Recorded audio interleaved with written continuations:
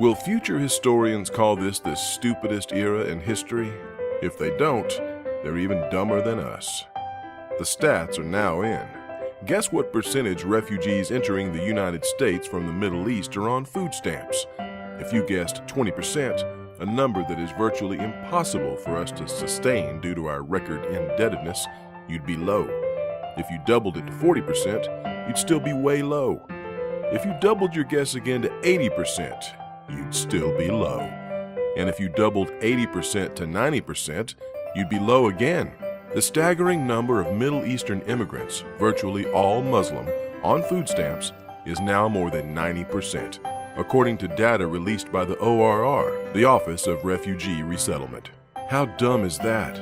This would be like living in Hawaii right after World War II and releasing all Japanese prisoners of war into the general population and putting them on welfare when we didn't have enough copper to mint pennies and had to make them out of zinc. Yet on the 14th anniversary of 9/11, an event where 12.5 Saudi Muslims waged war against us, an illegal alien president named Obama, and our lame Congress that dipped to a record low Gallup poll approval rating of only 7%, made the historic vote to give Iran the green light to make nuclear bombs. But if you don't think that's dumb enough, hang on because it gets dumber, much dumber.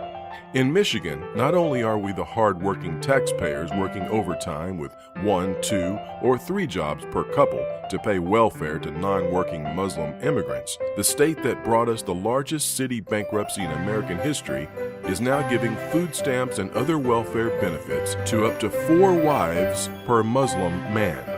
They simply classify those wives as other family. Don't believe me? Put this video on pause and dial the Michigan Department of Human Services at 1-888-678-8914 and press 1 for English, 2 for Spanish, or 3 for Arabic. Or if you read Arabic, read these food stamp instructions from the U.S. government on how to fleece citizen taxpayers to pay welfare to non-citizens.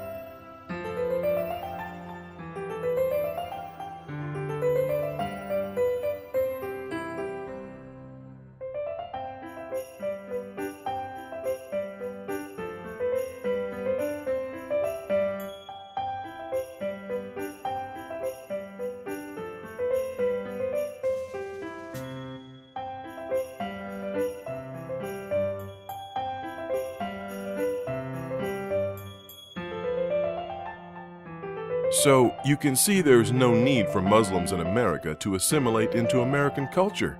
They can just sit back and plot future terrorism against the dumbest infidels that ever lived, while enjoying their 4 wives and welfare benefits to finance their private war efforts. But there is something current American citizen taxpayers can do.